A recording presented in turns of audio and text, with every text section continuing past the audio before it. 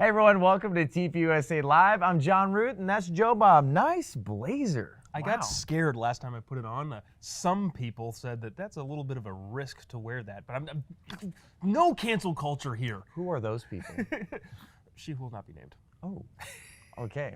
Very, very nice. Hey, you know how we kick this off? We got Human Events Daily with Jack Posobiec coming up next. He's got the hard-hitting news. He's going to give you it in a very concise, very detailed way. And obviously, there's more news coming out of the Freedom Convoy just up north of the border. That's what I like about Jack is like there's no wasted words. Or like doesn't seem I can jabber on about nothing for a long time. You and me both. Yeah. But Jack's like nice condensed form of like, oh hey, this is what happened in the news today. Yeah, like it, Jack. Thanks. That's why it's a military briefing. It's like, hey, you're about to go out to war, and we basically are in a war. It feels like every single day here. We're in a culture war. So he's going to give you all the tools. He's going to give you the truth about about how to fight back. So he's talking about Prime Minister Trudeau is actually threatening to target Americans who donated to the Freedom Convoy. Is this an act of war? Probably not, but I don't know. We're so scared, Trudeau. Oh no, Canada. My goodness. Yeah, I think he should take the advice of other Canadians, just be nice, eh? Come on. And then also too, there's some news coming out that VP Harris is going to be dispatched to Munich.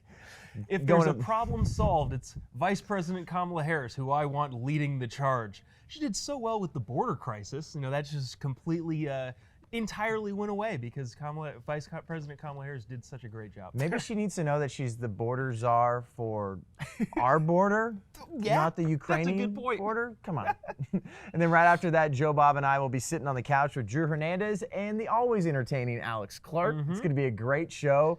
We're going to give you an hour of fantastic content, including the Professor Watch List. Got brand new members of that. They make it because they're the worst. Hopefully it's not your school that you are going to or that you went to, but if you're associated with these schools at all, we're telling you, like, get rid of these people, get rid of this funding, and there's no reason why these people should be indoctrinating kids. Also, the economy's in crisis. Yeah, interesting economic news. Inflation, here's a shock to probably all of you, has gone up yet again. We'll tell you just how much when we talk about that on the couch and what's causing it. And is the federal government going to do anything that's going to help it, or they're just going to continue to make it worse? Yeah, you want your stocks to go to the moon. You don't want inflation to go to the moon. Yeah, we're going to break that down. Also, too, we're going to play a nice little Super Bowl themed game for you. It's going to be a lot of fun, especially when someone like Alex Clark, that is literally said on the show multiple times, I don't know sports. When I think Alex Clark, I think sports. That's just what I think. Do you say Super Bowl or the Super Bowl? I usually say the Super Bowl. Yeah, everybody says the Super Bowl, unless you're listening to your local news media types that just say Super Bowl is this weekend, and it irritates me. So now I do it all the time. Did you see his face? You see how irritated he got just listening to that? Because I feel like you have to say, if you say just Super Bowl without the in front, you have to say what number it is. So I would say Super Bowl 56 this Sunday. I wouldn't say the Super Bowl 56 this Sunday. I'd say the Super Bowl. I'm very excited for Super Bowl this weekend. Now, you're really happy that you got that breakdown about the Super Bowl. Wow, incredible. But hey, you're going to get a little bit more sports today. And actually, this is a little bit about society and culture as well. Project Veritas, our good friends over there, they had this bombshell video about exposing ESPN's racism and divisive woke culture. Yeah. So actually, a studio manager over there, Trevor Adams, I know I reached out to him right when I saw this video came out and said, we need to get you on the Breakaway podcast and talk about this a little bit more, detail it. We also had the press secretary for Project Veritas on, R.C. Maxwell. It's a great discussion about, it's a courageous stand. He had to wear a hidden camera and, talk with his friends who are also his coworkers that don't agree with what's going on at ESPN. They've gone unbelievably woke, and especially the breakdown of how the George Floyd protests and death led to ESPN going way too political. Yeah, Disney as a whole too, because they own ESPN. Exactly. So it's a great little discussion there. Also, you got a brand new episode of Politics. She's going to talk about how you should trust the science. That's what the left's telling you, and then it changes. They don't. They're flip-flopping everywhere. Flip-flop Fauci. Also, Batman's got a new little installment coming out. I'm kind of excited about that. Robert Pattinson's the new Batman. She'll give her take on that. What? Pop Culture Rewind, and so much more. Coming up next, we got Human Events Daily with Jack Posobiec. Joe Bob and I, we'll see you soon.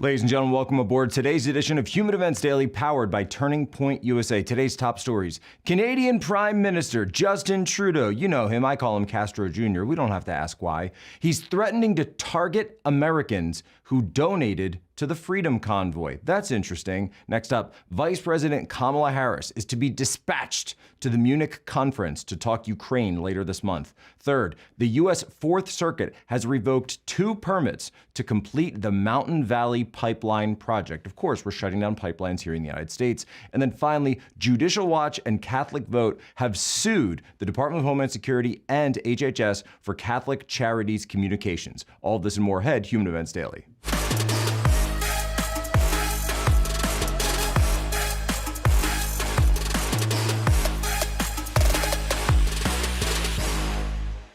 Prime Minister Castro Jr. I'm sorry, I mean Justin Trudeau. Of course, Justin Trudeau. I don't know why I keep mixing these guys up. It's just weird.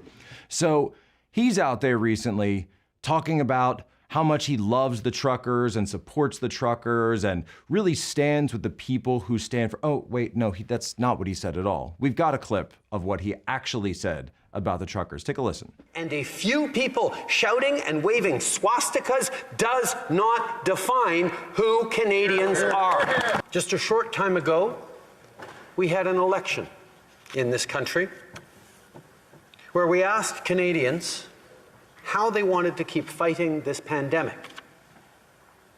And their answer was clear. Canadians chose vaccines. They chose science. They chose to protect one another. So beyond smearing these freedom-loving patriots as swastika wavers, right, Castro Jr. has now started to make threats against Americans who have donated money to the GoFundMe that was set up to support the Canadian truckers deemed the Freedom Convoy 2022. And we have this by way of sarahcarter.com. Trudeau is now making personal threats. We're reading from a prepared memo. Justin Trudeau's public safety minister, Marco Mendiccio, stated that the Canadian government intends to target any American who may have donated to the Freedom Convoy protest effort. Apparently, the Canadian government wants to scare Americans away from donating to support the freedom protest in Ottawa. They identify the Ottawa protest group as a violent hate group. The Ottawa truck drivers were described as an angry, loud, intolerant, and violent crowd who, quote, threatened the national security of Canada. And so do you understand where this is all coming from, right? The reason they talk about these flags, there was that Confederate flag that was flown, and then there was one swastika, and then nobody could find who actually flew these things. They were asked to leave. They wouldn't take their masks off. They were asked to leave at the time. But the reason that they're doing this is that under Canadian law, now they can use this as a law enforcement push to smear everyone there as a racist, hate, or extremist group. And by declaring them an extremist group, that gives law enforcement the ability to go after them. So now, if you're an American, right, they want you to think that they are actually going to try to go after people on this. Well, guess what? I just looked at the new Give, Send, Go this morning, right before we started filming. Just under $8.5 million American dollars that are going into this thing. And where do we see the truckers? The truckers are still on that Ambassador Bridge connecting Detroit and Windsor. That is the auto industry's main artery between Canada and between the United States. Detroit, right? Motor City. This is 25% of all trade between the US and Canada. Our largest trading partner, of course, they're a neighbor, goes over that bridge. And it's privately owned, meaning the government can't go and enforce the reopening of it. Do you understand how big this is? We also just got a report that there's an element that was sent out from the Freedom Convoy in Ottawa. They're now driving to the Ottawa airport, and you've got dozens of these, it's cars, it's SUVs. I haven't seen any trucks yet, but they're probably gonna get some trucks. They're just driving around that airport loop, you know, where you do the pickups and drop-offs. They're all covered with American or Canadian flags, decked out, and just honking their horns, just constantly. They are shutting down the strategic lines of communication for the Canadian economy. Trudeau understands that what he has on his hands is an actual uprising. This isn't one of those color revolutions that's, you know, sponsored by some shadowy NGOs always tied to American intelligence, No. This isn't one of those things. This is absolutely real. These people paid their own way. They paid for their own gas. We already know they sleep in their trucks, right? Or, you know, get a motel that they paid for themselves. You are seeing an actual uprising of the people. And of course, it's the workers. By the way, has anyone actually showed me, I'm still waiting to see, what's that stuff? They always talk about it, you know, they used to, oh yeah, science. What's the science exactly on a guy that sits in his truck by himself all day driving around, possibly being a super spreader for a virus? Like even if you want to steel man this, how does that work out? Right? How does their argument work? Just walk me through that. Can we see any of that, you know, data, any of this? No. The reason Trudeau is digging his heels in is because he's got his marching orders from Davos. He does not want to give the truckers credit for anything. Well, Ukraine and Russia are about to go to blows, or are they? Because President Zelensky, it's been reported in the Wall Street Journal just yesterday, says that he doesn't think that Russia is going to invade. And in fact, Vladimir Putin just sat down with President Macron of France to talk all this out the other day in Moscow. Then Macron went to Zelensky in Kiev to be able to talk about this. So what's really going on is this heating up, because if you talk to anybody within the Washington, D.C. sphere, this national capital region controlled by the regime where I'm sitting right now, they will tell you that it is about to go on. This is the long promised war of Russia invading one of their neighbors, conquering them, and then finally the United States under Article 5 will rush in and will get this great confrontation of civilizations between the United States and the USSR, except, well, you know, they're not really the USSR anymore, are they? So it doesn't seem like that's what's happening. In fact, I think a lot of people have looked at this and said, Putin's got his troops there. He can leave them there indefinitely because they're in his own country, but he's using the threat to derive whatever concessions he can from NATO or from Ukraine. Obviously, that's his best move. Going in would be costly, it would be bloody, it would be disastrous. He wouldn't want to do that. The Jews ain't worth the squeeze. But if he can get concessions like diplomatic recognition of Crimea, possible autonomy for those separatist states in Far East, then he gets what he wants. He's in a better position than he is. And plus, he wants to keep Ukraine out of NATO. The same way Finland, by the way, is out of NATO. Why? Because it's on the border with Russia. But we have a new savior to rush in to be the mediator, sent from Washington, D.C., where we all know our salvation comes from. Yes, ladies and gentlemen, Vice President Kamala Harris is heading to Europe to headline the Munich conference in Ukraine later this month, and she alone will solve this crisis. I will tell you that I, every morning, start my morning and my day reading the Presidential Daily Brief, the PDB, which contains classified information about threats to our national security and hotspots around the world. I am often in the Situation Room with the leaders of our military and our intelligence community, and of course the President of the United States. And on the subject of Ukraine, I will tell you that the president has been very clear, and we as the United States are very clear. If Putin takes aggressive action, we are prepared to levy serious and severe costs. I actually kind of love this. So the fact that they're giving it to Vice President Harris essentially means that President Biden has lost Europe. He's done. Right. He's totally out, because what do? We've seen this again and again. I've given you the shade war updates on this show for how many months now? We know that there is no good. Look, I think Ukraine and Russia have a better relationship than Biden and Kamala at this point. All right. That's how bad it is. They are loading her up with every single policy that they know is going to fail. Remember, they actually tried to talk to her about giving her inflation. They were going to put that on the vice president's plate. Yeah, we just saw the inflation numbers today, 7.5% increase, the highest we've seen since Reagan took office. That's right after the Great Inflation, also known as the Carter administration. Okay, that's how bad they are trying to cut off the vice president at the knees. And no, Media Matters, I'm not talking about that literally. That is what we call an analogy. It's an analogy, figure of speech, if you will. Jack Posobiec of Human Events. Look, this thing has simmered down. President Biden, he got dog walked on it. I'm just going to say it, right? Macron is over there playing mediator. Biden, what is he getting credit for? Absolutely nothing.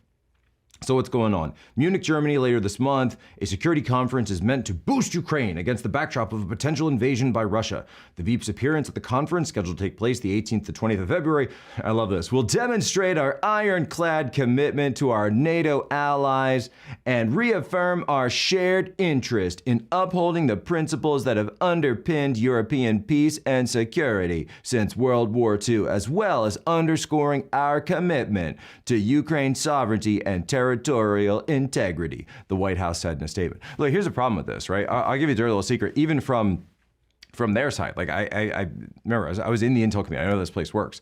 There's no country currently in NATO, right? Publicly, they don't want to go against the administration because the U.S. is a big dog in NATO. Publicly, they're not going to do that. But every single country in Europe knows, or in NATO, which is essentially synonymous with Europe at this point, they know there's a problem. How do you allow Ukraine into NATO if Russia has already annexed Crimea and those two areas have separated, Lugansk and Donetsk, in the Far East? If you have Russian troops already in that country and it hasn't been diplomatically recognized yet, well, then you're already in a state of war. Why would you allow a country into NATO that already has Russian troops occupying portions of that country, right? So even if you steelman this out, it doesn't work in their favor because it would automatically trigger an Article 5 war with Russia. And that ain't something that anybody wants to see. That's not something that I certainly want to see. And I guarantee you that's something that the people of Eastern Europe do not want to see. This issue is dead. Well, President Biden just signed a new pact with the Emir of Qatar. Isn't that nice? Isn't it so wonderful to be getting in bed with people like the Emir of Qatar?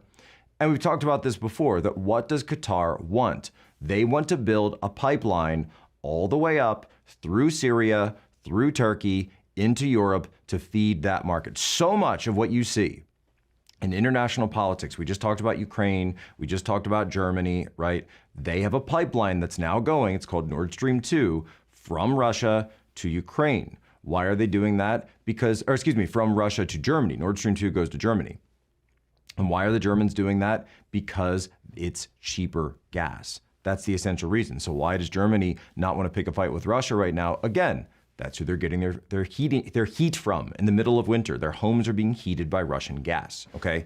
Their electricity, their power, same idea. Now we're making deals with the Emir of Qatar. And we could go through the list of human rights abuses of Qatar. We could go through the stuff they push. I think everybody knows that by now. Same deal that we get involved in all this stuff, these pipeline wars. Why are we doing this? Rather than actually tapping into the resources that we have right here in the United States of America. And I've talked about this a million times. My idea is don't invade Afghanistan, invade Alaska, right? Invade Appalachia, the Marcellus Shale Basin, the Permian Basin. We want to go into these finds, tap them right here in the United States, And then we can take a look at Greenland as well. Maybe that island of Greenland could become the prefecture of Greenland. Just putting out ideas, just planting seeds.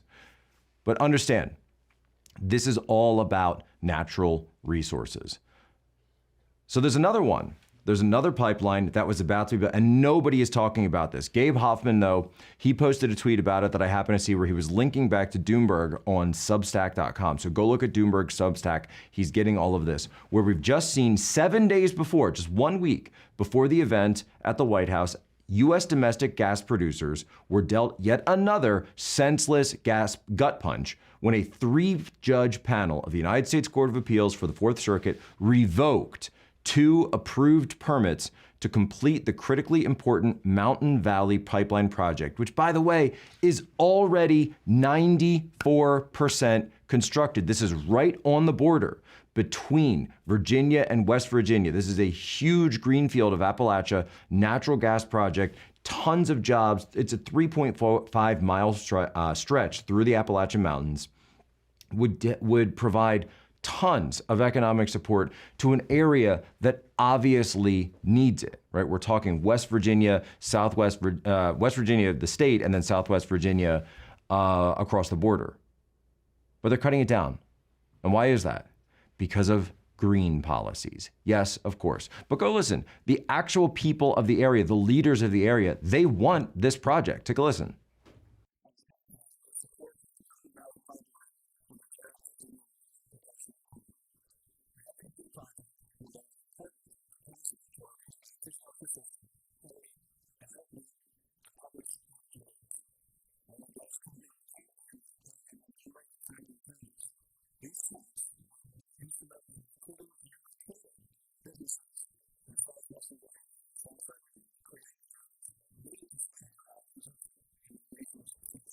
And in a follow-up tweet from Gabe Hoffman, he points out that the Obama and Clinton nominated judges revoked the permit for a 94% constructed $6.2 billion critical natural gas pipeline right here in the United States, right in Appalachia. Why?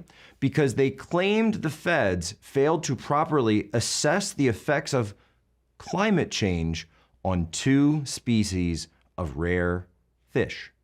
OPEC applauds you. Well done. Well done, United States. Well done.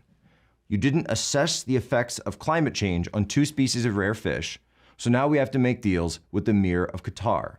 Now, your gas prices are going to go up in the U.S. market because we're not tapping into the resources that are right here in the United States. You've seen oil spiking, right? It is on its way to $100 a barrel. You're going to see 1970s level inflation. We're already starting to see 1970s level inflation, right? 1982, all right? How much further do you want to keep rolling this back? Understand what part of the movie we are in. We are shutting down. This is basic supply and demand, folks. Basic supply and demand. But because of the elite merger in this country, our elites have been bought off. They don't care. Well, I know some parts of the country had a white Christmas, but we're now seeing a massive winter storm front that is coming in, crashing East Coast again, getting battered this weekend, battered this entire winter. We might be in store for a white Valentine's Day on Monday. And because all of that it's approaching, where do you want to go to support it? You go to mypillow.com/Posto. Now, I know what you guys are saying. You guys are saying, hey, Jack, I can't just get something for my wife from mypillow.com. Oh, no. There's way more than just pillows. You go to mypillow.com/Poso. You get the slippers, you get the robes, you get the silk sheets. Don't you want to get your wife silk sheets for Valentine's Day? And for the ladies out there, don't you want to tell your husband that you want silk sheets for Valentine's Day? I'm just saying. I'm just planting seeds. mypillow.com/Poso. The sheets are on sale right now. Say that 5 times fast, right? Go there, support us, support Patriots. Go today, take action. This next story, this is just, it's sad. And it's sad for me as a Catholic to have to report this, but as a Catholic, this is also a fight that we need to have because we have an issue with a group called Catholic Charities. They have been aiding and abetting illegal immigration into this country. So now Judicial Watch and Catholic Vote are suing the Department of Homeland Security and HHS for communications with Catholic charities. And by the way, when I talk about this, I'm not saying that you shouldn't help people in need. What I'm saying is you're exacerbating a situation that's already a crisis. Go take a look at what's actually going on right now at the border. It's not outlandish to say there are some people that just cannot afford a plane ticket. There are some people. Now, how does Catholic Charities help with either a bus ticket or a plane ticket? Because you have got to get them to a destination. Is there an agreement there? How does that work? No agreement. We definitely encourage for the family to be able to come up with that ticket, that transportation. And so we'll wait to make sure that happens. If we start paying for tickets, and everybody's going to need a ticket, nobody's going to be able to come up, because more than likely the families are borrowing the money to buy that ticket. And so they need to make that effort. And so we really definitely encourage that. And pretty much if we end up paying any tickets, it will be because maybe less than 1% of everybody that we get, very few cases that we will definitely follow up and get somebody to sponsor that family, but that's how we do it. We usually get almost 100% of people paying their own transportation. Now let's go and look at this FOIA request. Judicial Watch is accusing Sister Norma Pimentel, the executive director of Catholic Charities RGV, the Rio Grande Valley, of acknowledging that her charity receives tax dollars to buy plane and bus tickets for illegal immigrants to travel throughout the United States. The group also noted that back in July 2021, La Jolla, Texas, police officers found that a COVID-positive illegal immigrant family was in a fast food restaurant and told them that Catholic Charities Rio Grande Valley paid for their hotel room. Understand what's going on here. And I love the fact that Catholic Vote is involved with this as well. They're also a nonprofit organization to help Catholics vote. You have to understand, you think that you're doing social justice. You think that you're helping people, but you're creating a situation called moral hazard. These people, they're not just getting the help, they're sending information back to people that are still in places in Latin America that are trying to come up, and they're saying, we have a pipeline now, we have a pathway to get into the United States, and someone's going to pay for it. And that's what needs to stop. All right, that's it for today's Human Events Daily. Remember our motto, our oath, our solemn vow to you: be good, be brief, be gone. Your homework: leave us a review. Apple, Spotify, Rumble, wherever you're at, Getter. Share this out with one of your normie friends. But before we go, it's time for today's history break. Today, all the way back in 1967, February 10th, the 25th Amendment to the United States Constitution was ratified, clarifying the procedures for presidential succession in the event of the disability of a sitting president. For example, a mental or cognitive disability. Now, I don't know if anyone can think of a way to celebrate the ratification of the 25th Amendment today, but if you can, please send us your messages here at Human Events, and we will be happy to read them out. Ladies and gentlemen, as always, you have my permission to lay ashore. If you want to see an example of failed socialism, go to an Indian reservation. A lot of the soldiers were very aggressive, so the women did get raped. Huerta means a place of suffering, dying, starvation. Nothing good. I didn't realize how corrupt things were. I didn't realize what kind of environment we were living in. We had no running water, we had no power. They de-incentivize people from, opportunity. That's why our suicide rate has climbed up astronomical rates.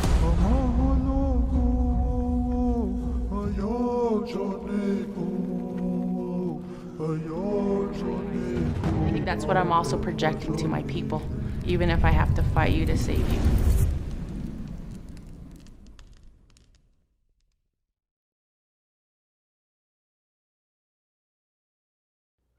All right, that is it for us here in Washington, D.C., under the jackboots of the regime. We now turn it over to the free state of Arizona as Turning Point Live continues from the couch. Take it away, John.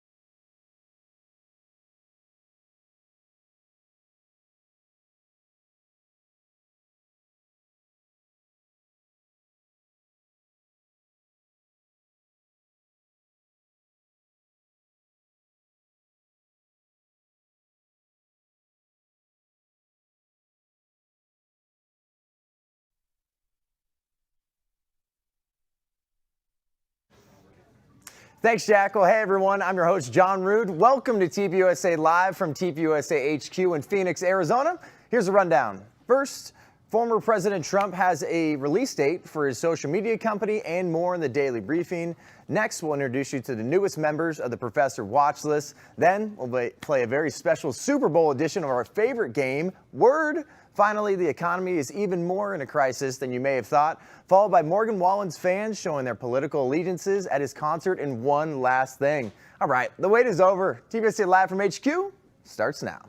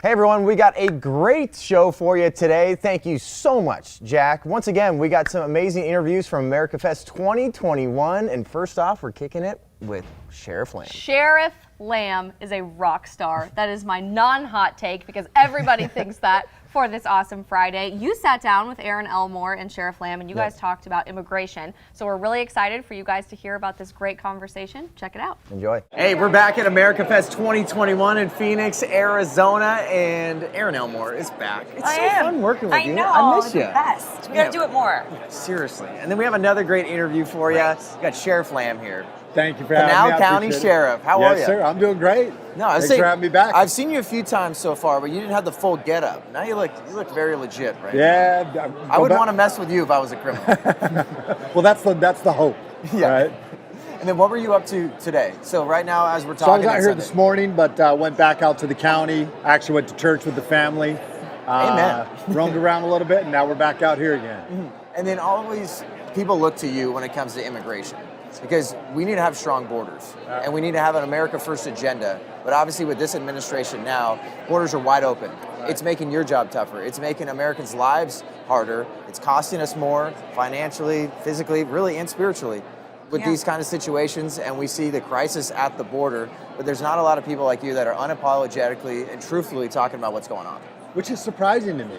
Like, there's a lot of law enforcement that understand this, and I think there are more people that are vocal, but I don't know that the mainstream media is picking up on it. And thank you guys for touching on it, because this is not just an Arizona problem, this is an America problem. The human trafficking and drug trafficking that's being perpetrated on the American people right now is off the charts. And we've just eclipsed 100,000 fentanyl overdose deaths in this country. I think Arizona now has more fentanyl deaths than we do COVID deaths. Wow. Yet this administration still doesn't want, they just continue to turn a blind eye to it. So it's sad to watch. So what do you see on a daily basis? I live in Jupiter, Florida, and many people don't know this. Haitian migrants washed up on my beach where I live. And this is not Cubans on a raft. These were Haitians that were sort of planted there. Right. And it was terrifying for the community. People were locking their doors at night because you worry about people breaking into your homes. And that's the stuff that people don't hear and see. So what does it look like for the people that are experiencing these illegal crossings every day?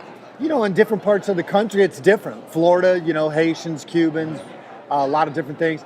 Yuma, I think they've had over 100 and something countries that they've had people that they've apprehended. Didn't they announce a state of emergency? Earlier this month? The amount of people that are coming through are 1,000 plus a day. Last month was over 170,000 apprehensions for the entire southern border, which when you do the math is over 5,000 a day.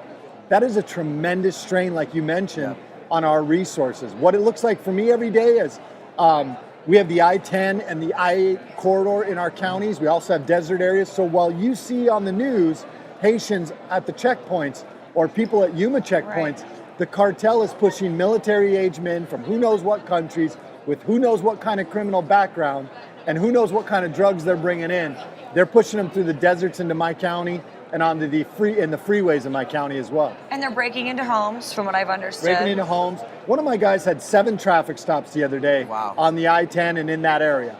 All 7 of them were human load vehicles. People dressed in camouflage clothes and carpet shoes that had just traversed the desert, just been picked up, and we're trying to get into our communities. Because the part of this conversation too, a lot of people don't talk about is there's obviously people that are coming from places in dire need, but we are a place of rule and law and order.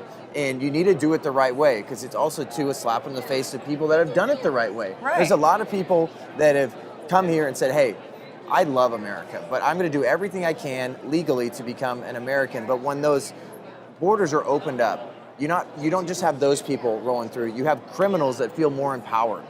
And this is a human rights issue as well, too, because kids are being trafficked. Drugs are being brought into our cities and our towns that wouldn't be there if these borders weren't opened up at all. If you care about human beings, you should absolutely care about border security, because humans are being abused on a daily basis by the cartels. The women are being raped. The children are being used as pawns and oftentimes abused. Children that they've likely stolen or purchased on the other side of the border. Men are being extorted, forced to carry drugs. What Americans should be okay with that? There's a moral call for Americans to stand up against this. And that includes border security. Whether you agree with it or not, we have to protect those people. We have to protect our communities from criminals, from dangerous drugs getting into them. And we need the federal government to do their job to do that. And they're not doing it, and it's so they're sad. absolutely not doing it. Well, and then too, you have the left. It's fascinating to see how they work and try to market these crises and try to tell you, like, if you had compassion, you would see what's going on at the border and you would just let them in. And they try to turn this whole thing into like, oh, all right, we're on the moral high ground and we're going to tell you why it's important just to let these people in, because look at where they come from. Look at the amount of people here.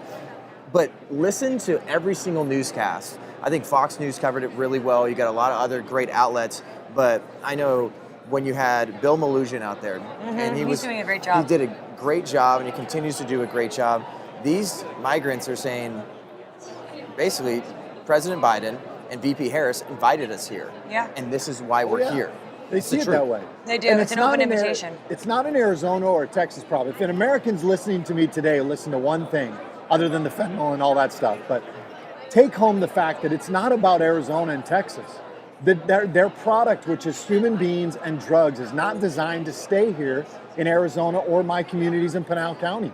It's designed to go throughout America. The other day I watched a video, and it was on somebody's site, but it was a line of people just walking past, and they were asking them as they were walking past, where are you going? What state are you going to? Not a single one mentioned Arizona. Not a single one mentioned Texas. A couple mentioned Florida. A couple mentioned California, but the rest of them were Indiana, Nebraska. All these states think that this is a Southwest problem, and it's not. It's an America problem. So what can we do? The people sitting at home that just want to help or do something to change the narrative, we feel so helpless. What can we do to be a part of the solution and stop the problem? Grab your guns and your hiking boots. Look, we're not far from that, but no, not that yet. What we need to do is continue to be vocal. We need to tell the stories. There are Americans out there who have lost loved ones from fentanyl, or who have lost loved ones from somebody who came into this country illegally. Tell your story. I know it's hard, but you need to tell that story and talk about the morality of it, like the left likes to try to do, and talk about how this is impacting American lives. They can't argue with that. When you have a mom sitting there talking about how her daughter just died from taking a 15-year-old daughter overdosed on the one fentanyl pill she ever took, that's the stories that Americans need to hear. And then we need to start telling our senators, our congressmen, that this is unacceptable. I just spent 20 minutes on a phone call with Senator Kelly the other day. I didn't love the way the call went. We went back and forth on several issues, and border issues was one of them, when I said, look, don't tell me you're talking to Mayorkas and those people. You need to call out the president and the vice president, because they're the ones that are solely responsible for not doing their job.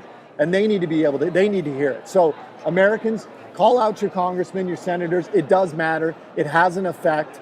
And that's where you can help us. Another important part of this conversation is the left obviously likes to use these buzzwords and very inflammatory words and try to say, hey, if you want strong borders, you're a racist. If you're telling these people they're not allowed to come into the country and not get tested for COVID whatsoever, no one's talking about the health concerns there, but when people try to dumb it down to race, they say, I can't believe that Sheriff Lamb is saying these things because it's a white guy. He's a law enforcement officer that's trying to tell these people from Latin America they can't come here. How do you respond to that? It's not the critic who counts, nor is it this man who points out how the strong man stumbles or where the doer of deeds could have done them better.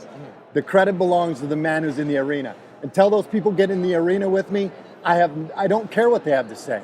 Because I'm the guy that's down there saving Venezuelan families. I'm the one that saves these people that come from other countries.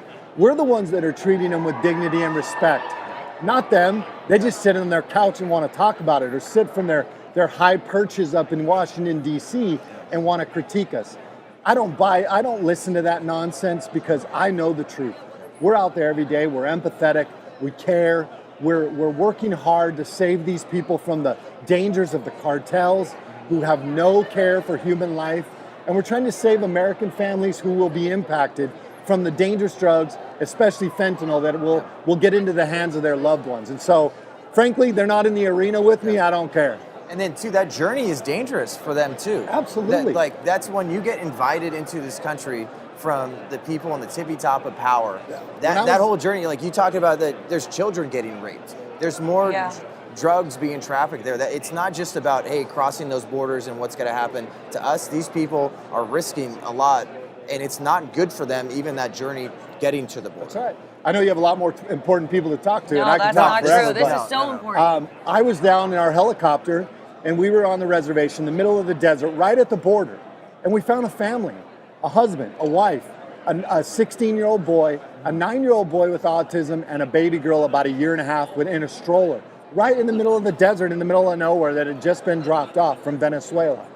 All right? Wow. So we saved those people.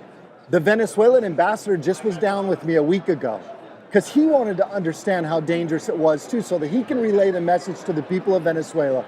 We get it that you want freedom, but you got to follow the process because it's too dangerous if you don't. That family from Venezuela that we saved said they were robbed, they were threatened in Mexico, and it was the worst 20 days of their lives. And they're fortunate, by God's good grace, that we found them when we did, because who knows what would have happened to them. So that's a success story, but the majority of them aren't successful. And there's a process to follow. We have asylum claims you can make, but you got to follow the legal process. Make it easy for us. It's too dangerous otherwise. Well, I think this is such an important topic, and people at home just do feel so helpless. And I think your words are right. Call your representatives. Try to make a change, because our current administration isn't doing anything, and I know you must feel so helpless. Are there people out there in your community that are giving you the support that you need? Are there charities? Are there people that we can donate to that can make your job easier? You teed that one up for me. We have a few in our community, but I represent a group of sheriffs called Protect America Now, and you can check it out, protectamericanow.com. Sheriffs standing up for the rule of law, which we see is severely under attack in this country, especially by the left. They're undermining the rule of law. We stand up against bad policies like what we're seeing on the border, and we stand up for the Constitution, the people's constitutional rights, and we're going to continue to do that. Final question for you before we let you go. If you were able to get a sit down with VP Harris, the border czar. Yeah, alleged border czar. Alleged border czar that's not showing up whatsoever. If you had a 30-minute meeting with her, what would you tell her? Well, I'd probably spend the first 10 minutes bitching at her, telling her how stop wrong cackling. her policies are. But then honestly, I don't want to see America fail. I frankly don't want to see Joe Biden and Kamala Harris fail. I want to see America succeed. And I'm a good partner. And so I would say stop making this a political issue, because it's not. This is an America First issue. And I would say, please work with us and listen to what our ideas are. We've presented a 16-point plan as sheriffs from the Western State Sheriff's Association, the National Sheriff's Association, that we think is good for border security. I would hope that they would listen to that. But she needs to hear that the reality of the impact their policies have had, the destructive impact that their policies have had. And she would have to hear that first. So, well, if anybody's going to keep them accountable, I'm sure it's going to be you. You're someone that you talk the talk and you walk the walk. Thanks for everything you do for us. I appreciate it, brother. Thank you. Thank you, And Sheriff. thank you very much. Thank you. Well, great conversation with Sheriff Mark Lamb. Obviously, he has such a unique perspective where he's from, and I think we need to hear more people like that, especially when we're talking about protecting our borders. He has that perspective to say, hey, I've been there. I know what's going on. I'm a good source for this information. He absolutely is. We've got even more incredible America Fest content coming to you during this special hour of TPUSA Live. Up next, John and I sat down with Jeff Webb, the founder of Varsity Sports, which if you, like me in high school, were on your dance team or your cheer team, you probably had a little something to do with Jeff's company. We all sat down and talked about entrepreneurship and building your business. Check it out. Hey everyone, welcome back to TPUSA Live at America Fest 2021 at the Phoenix Convention Center. This has been so fun, having these conversations. We're on Media Row, and you're hearing from amazing speakers. You got country artists pretty much every single night. Isabel Brown's here, and then we got our guy, Jeff Webb. Welcome to the show. Thank you. Great to be here with you guys. Well, first off, I want to start out with, how's the experience been so far? Because the movement has never seen anything like this before, ever. You know, having participated a number of times and for a number of years, being good friends with Charlie for the last several years, the growth has just been incredible. We were talking earlier about the first conference I went to and how it has changed. Not only the technology, which the opening was just like something out of the Super Bowl, right? It was incredible. I still have goosebumps. I keep The saying lights it's just amazing. blew my mind. I It didn't was see so that flyover cool. coming. You know, that kind of digital flyover. Maybe But- like a paper plane or something. Exactly. Look out. But even beyond that, just the quality of the speakers, the sheer number of people now that are coming, and what I've heard is could have had a lot more. You know, they had to cut things off. So I think it's just it's really just a sign that not only that the movement is growing and that people are becoming more confident and more passionate, but the turning point is kind of the tip of the spear. And it kind of sits alone in the youth space in particular, but even beyond that now. It's been really incredible to watch. Jeff, you are an incredibly successful entrepreneur, and for those who may not have seen our amazing award-winning documentary of your business, tell us about what that getting started process looked like for you. Well, you know, one of the things that I speak on here at Turning Point, that I've got a seminar on this afternoon, is entrepreneurship, and also especially for young people. Because when I started my company, I was 24. I was just barely out of college and had another job for a year or so, but just had an idea of something that I wanted to do. And, you know, kind of the concept was to take a traditional school leadership activity like cheerleading and then add all kinds of athleticism and entertainment and modernize it. And, you know, was able to put together good curriculum and, you know, a little bit of capital. And then over the years was able to turn it into something that I think is pretty special. Not because of me, frankly, but because all the great people that worked there and believed in kind of the vision that I had. And I tell young people today, you know, there's the good and the bad. It's a little bit harder in some respects now to start a business when you're younger. You've got government regulations that are, you know, much more pervasive than when I started. But on the other hand, you've got incredible technology. So you can launch a business without some of the expense at the front end. So what it really just takes is the want-tos. You know, it's you want to do, you're passionate about it, and things will generally work out. So when people are asking you for advice, getting into the workforce, obviously there's a lot of woke corporations. There's a lot of these corporations that are teaching gender theories, CRT, all this stuff that has nothing to do with a lot of these businesses. Do you tell people like, hey, maybe entrepreneurship might be a good idea because you can be your own boss, so you don't have some sort of hierarchy that you have to call to or pushing the stuff down your throat? Or do you say, hey, maybe it might be a good idea to start infiltrating these places and change it from the inside? Yeah, well, frankly, the answer is both. You know, not everybody is in a position to start their own company. And frankly, most people right out of college, I believe, or, you know, even out of high school, if they don't go to college, are probably going to have to work for somebody else unless they have an independent access to capital. So, you know, I think it takes doing both. You know, it takes a lot of bravery in this day and age to be a conservative and to be able to speak, you know, your mind and your positions. You know, so many students, some of these young people say, you know, I went through that in college or in high school. I finally get out, I'm going into the professional world, and now I'm running into it again, which is true. It's a more recent phenomenon, if you will. But, you know, heard Charlie Kirk say last night, be brave. Yep. You know, it's like you're going to be there, but, you know, take the risk to stake out your position. So you've got that. And then I do think, frankly, that starting your own company, doing something yourself so that you don't have to deal with so many of those issues that frankly have nothing to do with making a company great, by the way, all those DEI issues. But by having your own thing, you can do it your way. And so all power to them. I think that bravery piece is so important and really has defined the conservative movement since controversy really spiked in 2016, a few years ago. And I, for one, really see a lot of parallels between your company and what we've seen in the conservative movement with being bold and courageous and really letting your own light shine. Way back when, I wore a number of varsity uniforms in high school on the Palms team. But do you see that parallel with some of those characteristics from cheerleading and competitive dance to now the conservative movement? Yeah, I mean, you know, in those days we were kind of blazing new ground, if you will, really. You know, had taken this leadership activity and made it, you know, into something different. And the competitions really just provided a stage or a platform to showcase, you know, what young people could do, is how athletic and, you know, what great leaders they could be. But I think what's happening now, I think the courage that's required is even beyond that. I just think, and the ironic thing is, you know, there are more of us than them. Yep. And yet, in the positions of power, whether it's educational institutions or now companies, it's tough. They've got the power and they've got an agenda.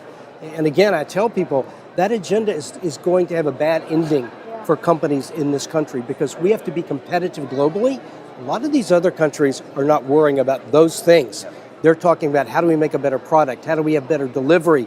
How do we have better pricing? How do we sell more products? So to the extent that we get away from the core issues of what it takes to build a great company, and we're worried about all these social things that don't make a difference, it's going to hurt our entire economy eventually. Another thing Charlie talked about was, this is a cool kids club. Like, you're in an arena here where there's about 10,000 people. We have just the best entertainment you've ever seen at a conservative event like this. And the left is trying to tell you, like, oh, we're going to try to just pick you apart. We're going to try to tell you, like, oh, you're the only one that really thinks this, or you're just some sort of conspiracy theorist, or like, that's not the mainstream. Charlie's like, no, this is the cool kids club. And what's coming? My question for you is, what do you want people to feel after an event like this? Maybe even just from the corporate or like business side of things, as they head into a new year and get revitalized in their patriotism and the power behind, like, hey, we love capitalism. We don't want to be a socialist country. Right. What do you want people to feel after an event like this? Yeah, well, a couple of things. I think, first of all, what strikes me being here is how many happy people there are. Yeah. We're hearing, whether it's whether it's COVID or whether it's inflation or all the kinds of things that give people a reason to be depressed, frankly. Yeah. You don't see that here. And I think a lot of it is that this is an opportunity for people to come together who are like-minded to some extent, and to really feel comfortable and to feel the power of what change looks like. And I think that change is coming. I think that you can feel it. You can feel the country starting to go, okay, we went really far this direction, not working out so well in a lot of ways, and now it's time to step forward and take things in the right direction. And I think young people here are ready to do that. That's the feeling that I get. Well, I think it's easy to win when you're the ones smiling and having a good time. So we're Makes a so difference. excited with that in the movement. And thank you so much, Jeff, for just taking the time to share your story with us today and some advice for the next generation. My pleasure. Great to see you guys, and good luck. Thank you. Keep being happy warriors. Thanks. Absolutely. What a great conversation. He's I so love great. That. I love Jeff. Especially calling out woke corporations, because it's just infiltrated schools, corporations, every bit of our life. And he's got another unique perspective too, just like you heard Sheriff Mark Lamb a little bit earlier. He's going to tell you how it is and how we can fight back. Well, and more importantly, how you can turn your specific dream into a reality in this country. Young people aren't being told that enough anymore. You're being told you have to go get a degree, even if there's not a job for you in the job market after you graduate. And so I think having that perspective is so important for the next generation of entrepreneurs. Exactly. And then you sit down with Morgan Zegers and Congresswoman Lauren Boebert. Who is great, by the way, from my home state of Colorado. We talked about women's empowerment, about the Freedom Caucus there in Washington, D.C. on Capitol Hill, and of course, the Second Amendment, which Congresswoman Boebert does a great job defending for us every day. We are back on the couch here at TPUSA Live. I'm Isabel Brown, joined by some pretty star-studded guests. Morgan Zegers, TPUSA contributor and host of the Freedom Papers podcast, and of course, Congresswoman Lauren Boebert from my beautiful home state of Colorado. Yes. So excited to have you here. You were just on stage. The reception was so great. Tell us about the energy here at AmFest. Oh my goodness, there are 10,000 patriots here who love America and aren't afraid to say it. This is where we come to get built up and energized, but we have to take that message out to our communities. We can't just leave this energy here when we go and say, man, what a great weekend we had. We have to use what we learned and bring that to people in our spheres of influence so we can actually impact change. You have, in my opinion, been one of the most effective members of Congress doing just that, really being a firecracker there on Capitol Hill and bringing that energy back to Colorado, your home state. What's it been like to really push back against the narrative that congressional members always have to fall in line, that you have to do things the way they've always been done, and really blaze your own trail? That's gosh, everything that you said, it's just so ironic, because on the campaign trail, I was told I would not be effective, that I would be the most ineffective member of Congress. And then to be sitting here a year later, on the sofa hearing you call me the most effective member, I mean, it's incredible. But there is a consensus there that, you just kind of fall in line and do what you're told, and life can be good as a congresswoman. But that's not what I'm there for.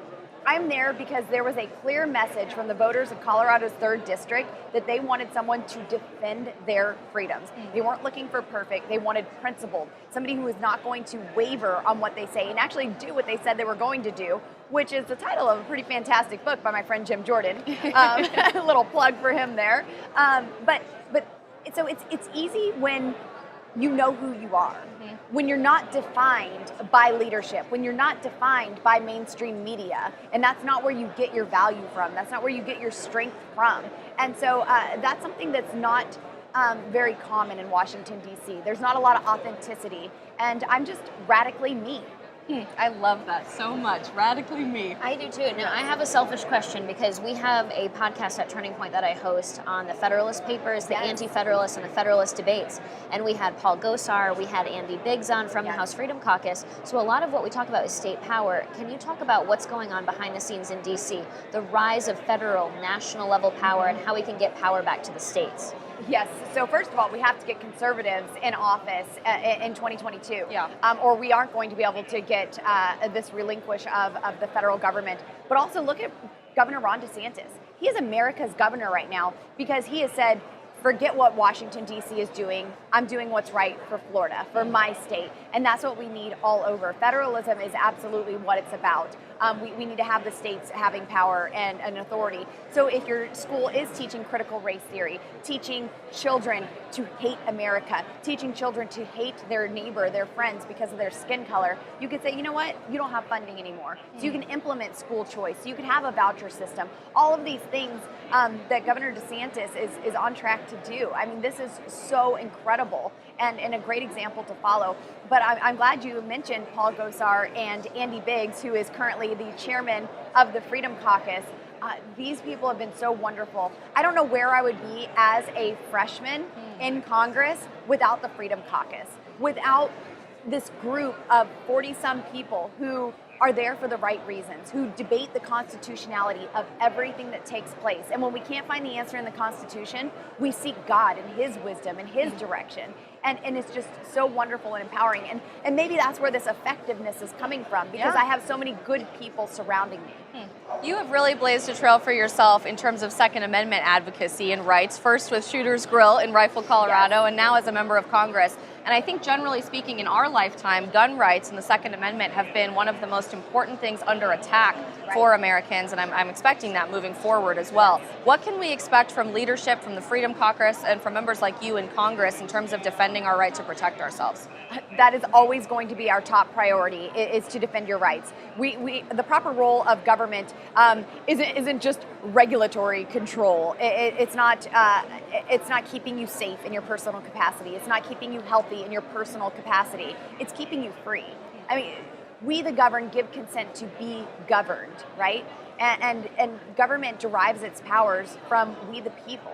And so we have to bring that back and realize that that's what this is all about. We are elected to secure God-given rights, not to grant them, not to take them away when I think you've been naughty. No, we're there to secure them. And that's what government needs to come back to. There's this idea in Congress that government is God. Government's not God. That's why our founders clearly stated that these rights are derived from our Creator and granted to us by our Creator. And endowed, there we go. I was mixing some lines. There are people right now who think, no, they're endowed by us. Yeah. We allow you to be free. We allow you to have these rights. But the founders made it very, very clear, no, this comes from God. You can't take it away. You can only secure it. Yeah, so a lot of people look to D.C. and they think, if I change the president, if I change the politicians, things will change and work for the better. But I think a lot of us at Turning Point, and we're trying to tell the students especially here, that it's really the people that have the most power in America. We've just forgotten that. It's our role in this government. That's why we are able to flex our power if we know what it is. What are your suggestions for the students here, for the people here, and for the people of America as we're facing these mandates, this tyranny at a federal level? Yes, well, first of all, keep speaking out because that is having an effect. This is how we were able to get changes to the National Defense Authorization Act. We in the Freedom Caucus began to message on the terrible things that were in the National Defense Authorization Act, for example, and leadership wasn't going to touch that. They said, no, the Senate will fix it. They'll fix it, and then it'll come back to us. Well, I don't work in the Senate. I work in the House, and I was not going to put a yes vote to something that had red flag law language, that had transgender surgeries for our military, that had vaccine mandates, that had drafting our daughters, that had land grabs in Colorado. So I voted no. Well, we got that message out to the people, and they were furious. They said, this is not what we want. We don't want a woke military. We don't want a department in our military to combat extremism without even defining what extremism is. Is that someone who stands for the flag and bows for God? What is extremism? And so because the American people continued to speak out, we were able to change that piece of legislation and make some dramatic edits to it, which was fantastic. But speak out, and not only that, know what you're talking about. Read your Bible and read your Constitution, so no one can ever deceive you or lie to you. You will know the truth. You mentioned a few other members of Congress and Florida, of course, with their wonderful governor, Ron DeSantis. There are so many states and individuals doing the right thing and pushing for more freedom in this country. You and I are from a state that is doing a lot of wrong things every once in a while in the state of Colorado. What's it like to be such a freedom fighter in a place where you're so outnumbered by people trying to grow the size and scope of government? And what advice do you have for other members of Congress who might feel the same way? Well, it certainly makes for eventful days when you are outnumbered. But, you know, I'm not afraid of a challenge, and I'm not going to back down just because it doesn't fit the mold of what everyone else is doing. I'm okay with being rowdy and, you know, questioning authority. Why are we doing this? You know, let's have these conversations. Let's have these debates. And so life is certainly eventful because, you know, I don't just fall in line and do as I'm told. I think a little bit earlier you did ask about the Second Amendment, and I apologize, I kind of got off into something else. But in Colorado, the last session, they passed 6 pieces of legislation to infringe on our Second Amendment rights in Colorado. And next session, they're planning even more. So at a federal level, we certainly need to secure our rights, but we need to make sure that we're electing people at a local level and a state level that won't further infringe on our constitutional rights. You know, look at Australia right now. Gun control is working exactly how they intended it to. Yeah, it's a shame. I think for me, I really want to know, with everybody frustrated in DC, you have the insider look, you have that perspective. What do you think we need to know about what's going on there? Is it the fact that people maybe tell us on our own side that they're going to do certain things and then they aren't like that behind the curtain? Or is it the left that really is the threat?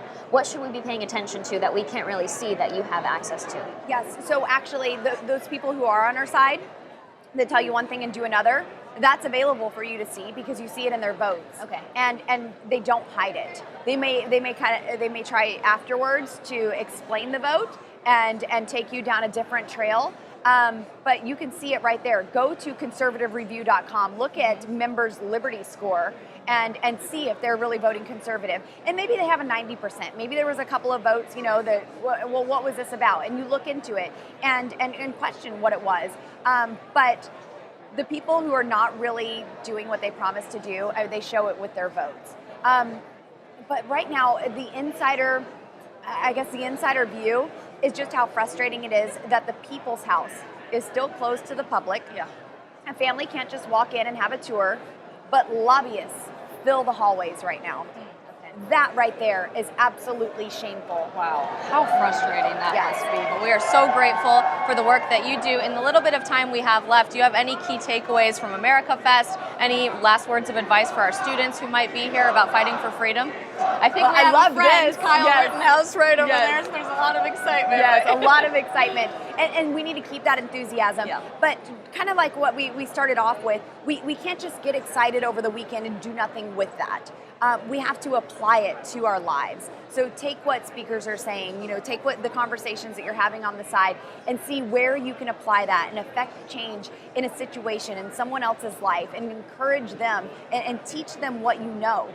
Don't be selfish with what you've learned. Share that with other people. This is preparation time. And that is never wasted time. God has a huge plan for us, and I do believe that He is preparing us for what He has in store for us, so that when we arrive at that point, we aren't clueless. We don't wander or squander the blessing, right? So when we arrive at what He has for us, we occupy that moment in every sense of it.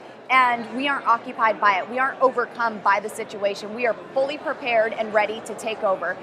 I'm excited. Absolutely. Yes. Well, so inspiring. Thank you again so much, Congresswoman Yes. Lauren Boebert, for the Thank work you. that you do to support the American people and the people of Colorado. Morgan, thank you so much for joining us, and we are excited for even more here at America Fest this weekend. All right, I hope you've really enjoyed these interviews because it was amazing sitting down with them at the Phoenix Convention Center at America Fest 2021. It always feels like I'm back. I know, it's so fun. I want to relive America Fest as much as humanly possible, and we're going to wrap things up with Congressman Burgess Owens. So he played in the NFL.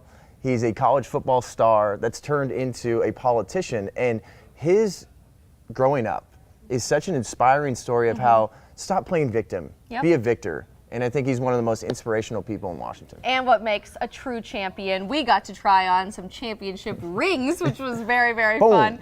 So I hope you guys enjoyed this interview. What's going on, everybody? We're at America Fest 2021, Isabel Brown, and we got a very special interview with you, Congressman Burgess Owens. I want to start with this. So you have an incredible story, and a lot of people now, they want to be victims instead of victors. And that's something we talk about at Turning Point USA quite a bit. And your story, you were only one of 4 selected to be integrated into your high school. One of 4 black students. Yes. And then you're only the 3rd person to get a scholarship, black athlete to get a scholarship at University of Miami. But you use that to propel you to this place knowing that America's a beautiful place. Yeah. It's not some wildly racist place that the left wants you to think. And I think your story is somewhat similar to like a Condoleezza Rice. I know she was telling her story on The View. And tell a little bit more about how people can be victors instead of victims. Well, it just goes back to old school American way. Being blessed to be raised by a generation that understood that the only way that we actually gain respect, command respect, is through meritocracy. That's what it comes down to. You can ask for it, you can beg for it, but it's actually go out there and work harder than the next guy, take more risks than the next guy, stand up more times than the next guy does. That's when people really learn to respect you. And I just haven't been raised by a generation that understood that. So for me, it's not hypothetical. It's so easy to speak about. To have gone through a time in which you look back and it was not an easy time, but no time really is an easy time. We all have our obstacles.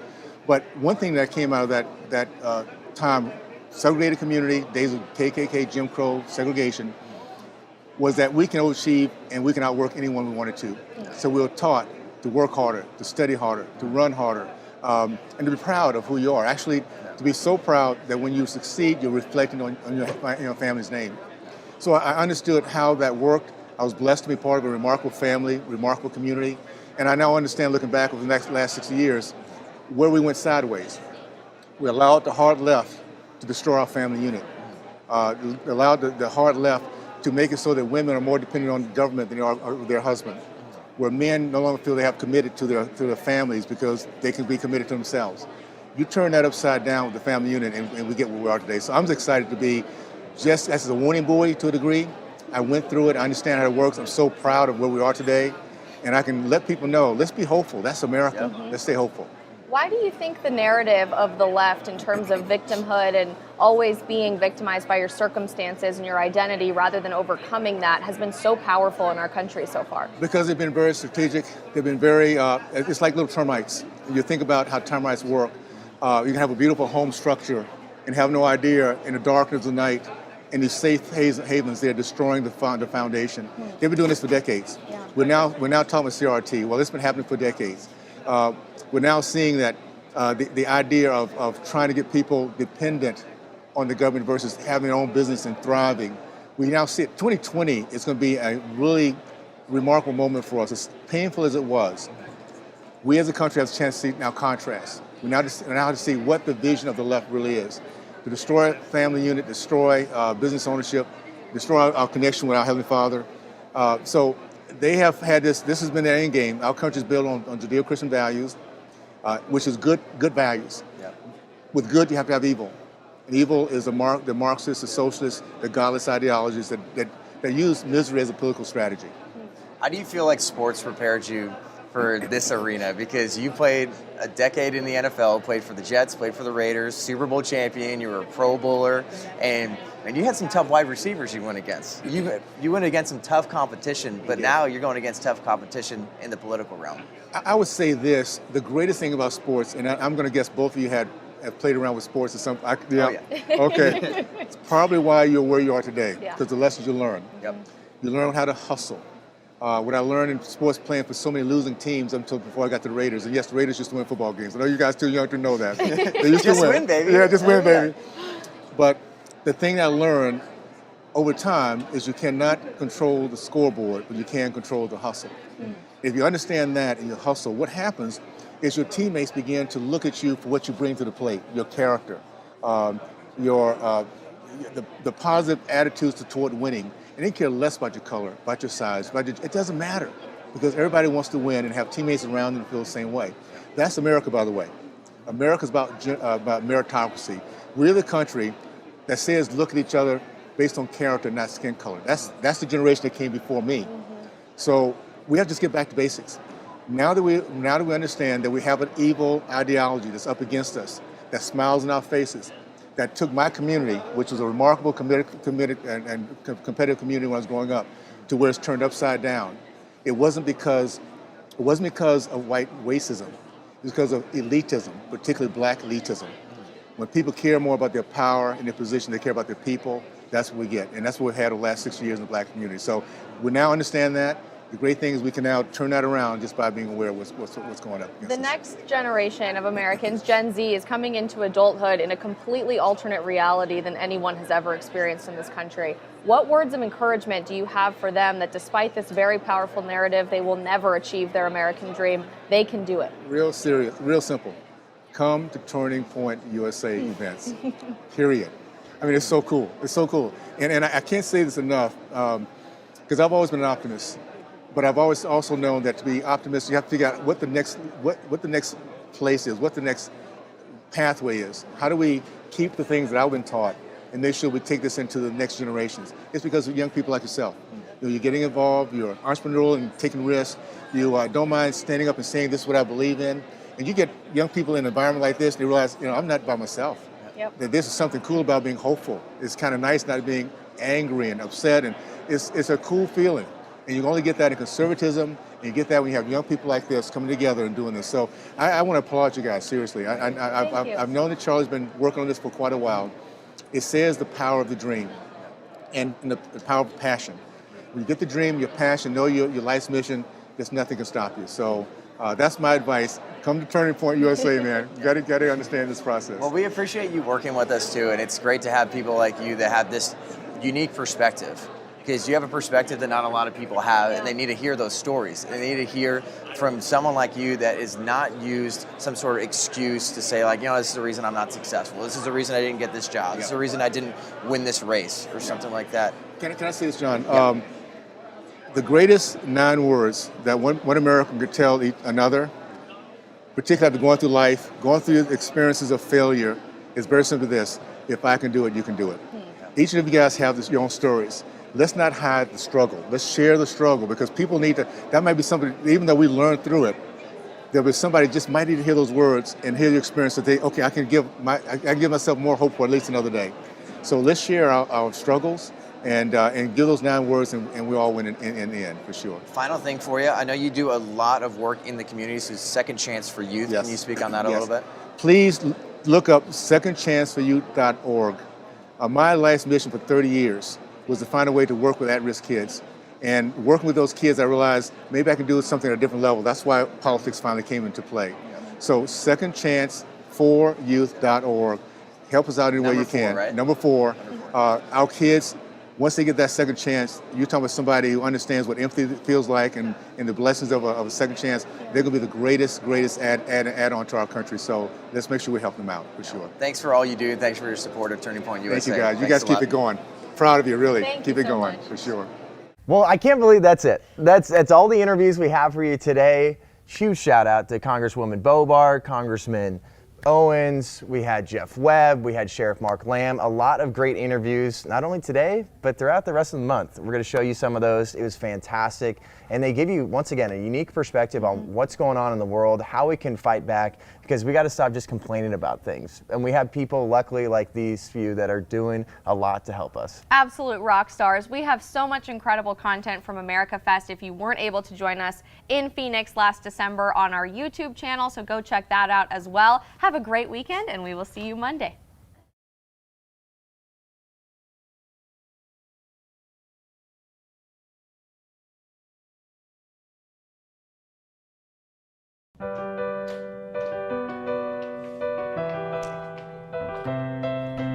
Welcome to our first ever political correctness and inclusivity training. First off, safety. Just want to make sure that everyone here is jabbed, right? Just kidding, none of my business. So I'm Dylan, I'm your HR rep. A little bit about me. I'm a white man, and I'm so sorry if that makes any of you uncomfortable. On to the first order of business today. We're going to be talking about diversity. And Josh, did you have anything you wanted to say? Donde está la biblioteca? I'm from Colorado. I learned that from Dora. Okay, second order of business. This is a mental health friendly workplace. Yes, Alex. If we're really a mental health friendly workplace, what are we doing about the suicide rate of the birds? Because I saw 2 dead birds in the parking lot yesterday. Alex, shut up. Yeah, there's been a really big disregard for the bird lives ever since people in the office started sharing the birds are not real meme. Birds are definitely real. The government's putting chips in their brain, which is making them self-destruct and kill themselves, and we have to be talking about the real issues, or what are we doing here at all? Bird lives matter. No, they don't. Yes, they do. That's what BLM stands for. That's not what it stands for. She brings this up every time. Why is Mitchell in a Pope costume? Why are the snacks always feel like they seriously.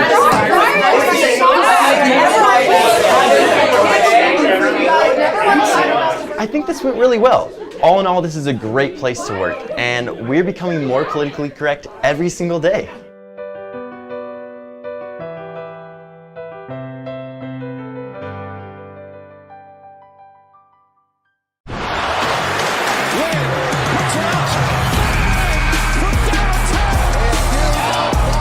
Hey everyone, welcome to the Breakaway Podcast. I'm your host, John Root. We got a very special pop-up episode. Our good friends at Project Veritas just released the hashtag Expose ESPN video yesterday. And obviously there's a courageous whistleblower that we're going to have join us, and also a member of Project Veritas, breaking down exactly how this came to be, because I think this is an unbelievably courageous stand. We talk about ESPN quite a bit on this podcast. We talk about it quite a bit at Turning Point USA, how they are dividing us more than uniting us. We need sports to be an outlet away from these crazy woke identity politics, and it's really hurting people inside of these buildings as well. We have to remember that, and this video did a great job exposing that. So upon further ado, we're going to bring in the whistleblower, former ESPN studio operator Trevor Adams, and also from Project Veritas press secretary R.C. Maxwell. Welcome, guys. Well, thank you for having us. Well, Trevor, let's start with you. I'm sure it's been a wild 24 hours since this video released. It's not even really fully 24 hours yet. What's the response been like? And then also, can you give people that might not have seen that video yet a breakdown of what you did and exactly what you wanted to expose? So yeah, the support has been tremendously positive. Helps me a lot get through this situation. There's a lot of hesitation when I very first started this whole process, but I have no regrets. I'm glad I did it. So yeah, I've been at ESPN since 2014. Since day one, I experienced a lot of racism and discrimination in the building on both sides, and I went through the proper procedures that the business instructed us to do. I went to my managers, my supervisors, the local HR team, and nothing ever happened over the years. They just kind of swept it under the rug. So I was at the point, well, this is continuing to happen. It's not getting any better. And that's when I reached out to Project Veritas via their email tip line. And that's when we got to work. And so I sent the company email one more time to see if anyone would respond or come forward and speak up. and nobody did. Again, HR seemed to sweep it under the rug again.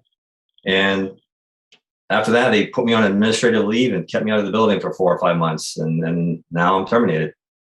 Yeah, because originally, too, for people that don't know and haven't watched the video, you took a courageous stand by sending that original email that said, like, hey, I'm going to speak up if nobody else will. You made sure you had the top dogs at ESPN CC'd in that email as well. And you got a lot of great support, but that's when it turned into HR reaching out to you and labeling you as a threat, which I thought was asinine. You're just trying to have a conversation about where this company is going and how you feel like it's not only hurting you, but your coworkers, the talent, and sports fans in the industry as a whole. And then you had the police show up to your door. Yeah, exactly. This was all a shock to me. My very first HR meeting regarding all of this was a few days after I sent the email, and we went through all of my allegations. And then at the end, they surprised me. Oh, hey, by the way, we saw 4 words on your Instagram bio. Come see what happens. Can you explain that to us? And I explained to them what I meant by that. And the next thing I know, 2 days later, I have the police at my door. And they didn't tell me why. Again, they responded with emails and phone calls saying it was because of my Instagram, but no real reason of why they sent the cops to my house. So I don't know. It was very, very shocking. And then I know in that video too, you're talking to the police and they're kind of like, you could tell without them actually saying it, like, we have better things to do and there's no reason why we should have been called to your house. And I know obviously you were cordial with the police. You were making sure that you heard them out, and they were just trying to probably just understand the situation. And it's a crazy story, but I want to bring you in here, RC, about when Trevor originally reached out. You know, you guys really haven't covered too much of the sports side of things. Obviously, you guys have done incredible work at Project Veritas to do some real investigative journalism, get to the bottom of what's going on with vaccines, get to the bottom of what's going on with everything COVID, get to the bottom of everything that's destroying woke corporations. What'd you think when Trevor originally reached out? Well, that was definitely something that we were highly interested in. Obviously, Mr. Adams has spent a long time with ESPN. And, traditionally, when a whistleblower reaches out, we try to look at, what the relationship is to the industry that they're in. And obviously, Trevor has a lot of experience at their studio. So this is definitely something that interested us. You have to consider, ESPN is a multi-million-dollar to billion-dollar enterprise when you consider all of their advertising deals that they have across platform. They're a major entity. And they're also connected, obviously, to Disney, which is one of the most, embellished production studios entities that exist within media. So when you have them portraying themselves as one thing, however, internally you have, several Black employees speaking out in the footage that was obtained by Trevor, talking about how it's not the same thing inside of the company workplace, the workplace environment. There's a difference, there's a disconnect. And, those sound bites are something that we don't think ESPN is going to be able to ignore. We've seen this before at Project Veritas, where they label someone like Trevor as a threat in order to dismiss what they're trying to blow the whistle on. We've seen this at the school board in Sacramento, where the school board meeting was canceled because they said, quote, they were getting threats from parents and they were concerned about safety. So this is something that now ESPN has projected onto Trevor, and it's going to be interesting to see where this goes. The president was recently embroiled with controversy over Rachel Nichols. I'm sure you know a lot about that. That's happened. So it's going to be, I don't think ESPN will be able to dismiss this. And we have some more stuff coming that we can guarantee that this is not going to go away just yet. And then also an aspect of this too, bringing you back in here, Trevor, is not only is this a courageous stand, but it's a stand that you knew, how do I share this story? You're a whistleblower yourself. You've had a lot of great conversations with coworkers. I'm sure you just had internal turmoil before you even sent that email. And then when you send that email, you're trying to figure out, how do I change this place? What do I do? And you got to this point where you wanted to wear a hidden camera. And that's got to be an extremely difficult thing to do while you're having conversations with friends and coworkers that you really respect. How do you feel about that, and how have they responded? Have you chatted with them at all over the past day or so? So yeah, absolutely. That was one of the hardest decisions I've had to make. When I sent the email, going through the proper channels of reporting everything, nothing happened. I knew that I had to do something. So speaking with Project Veritas, And again, they never pressured me to do anything I didn't want to do. They were there for guidance. They helped me with every move I wanted to make. So I decided to wear a hidden camera. And I figured at that point, I mean, these are all great people. All these coworkers are amazing. It's one of the hardest decisions I had to make, is secretly recording them. But I knew at that point, nothing was being done. I reported everything. At this point, no one's going to believe me. No one's going to listen to me. So I had to show them. I have to show them what's really happening inside this building. And it's just very unfortunate that I may not speak to a lot of these people again. A lot of people will be upset with me, and I understand that, and they have every right to be mad at me. But I think the bigger picture is we have to really expose what's happening inside these mega corporations, because they are trying to divide us, and that's how they have more control and more power. Yeah, and then I think bringing you back in here, RC, is this aspect of ESPN even saying that in that hidden camera footage that Trevor was able to get, they wanted to be the new face of BLM. And it seemed like the new president that came on in around 2017 was trying to out a lot of the politics at ESPN. Obviously, you get people like Jemele Hill, get her out, Sarah Spain, get them out, and start really focusing on sports again. But when you have a corporation like this, under Disney, under that umbrella that you brought up before, trying to racially divide us, how did you guys come together to figure out, like, how do we tell this story in a way that is actually going to enact change and not just, hey, we exposed a few wrong things here. Our goal is to make sure we change this place and change this country because this is an actual equity. Well, at Project Veritas, we're all about cinema verite. Trevor just spoke about this a second ago. He said he didn't want to rely on anyone to believe what he said. He wanted to show the world firsthand. So at Project Veritas, we don't need to opine, right? We allow the story to essentially tell itself. And I think the sound bites that were produced from this are pretty damning. Yes, you're correct when you talk about the president of ESPN. He's been embroiled with controversy. He has attempted to shift the dynamics of the company to try to remove some of the politics, but it's almost as if you can't put those worms back into the can. And I think that's what you're seeing over at ESPN. You're seeing a workplace environment that is ripe with toxicity and racial tension. Whether it's on one side of the aisle or the other, I think it's safe to say that they definitely have some things they need to rectify. And I don't think ignoring this is definitely the move that the president wants to embark on here.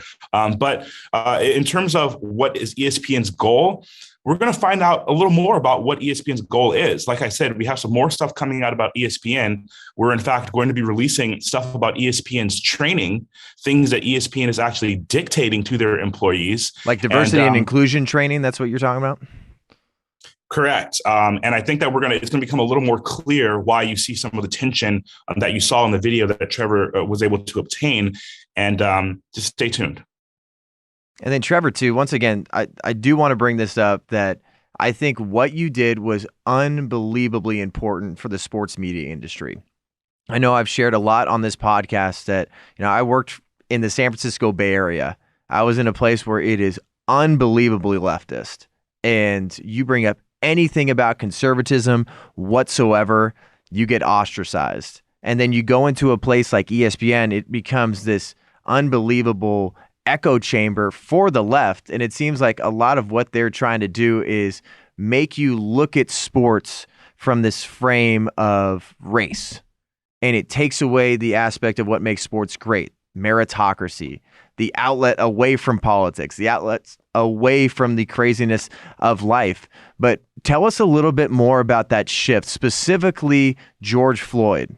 George Floyd's death, ESPN went headfirst. We talk about that face of BLM. Every single broadcast, whether you're watching a live sporting event or you were tuning in to First Take with Stephen A. Smith, everything was about race and everything was about social justice. What was going on inside the doors of ESPN? And boy, you are 100% correct on that. When I first started ESPN, it was just ESPNU originally. About 50, 60 employees. I joined in 2014, where we just signed on a 20-year deal with the SEC network, and that brought probably another additional 200 employees to Charlotte. So a lot of those came from Bristol, Connecticut, the mothership. So you had a lot of Southerners, conservative, faith believing people who were at ESPN. Now you had another 200 people coming down mostly from Bristol, who most of them have a completely different ideology. So it created a big division, pretty much. You have the Southern faith conservative people at work at ESPN, now with a lot of people in Bristol, Connecticut, who have their beliefs up there. And so I was kind of put in the middle of it all. It was very tough to kind of appease both sides.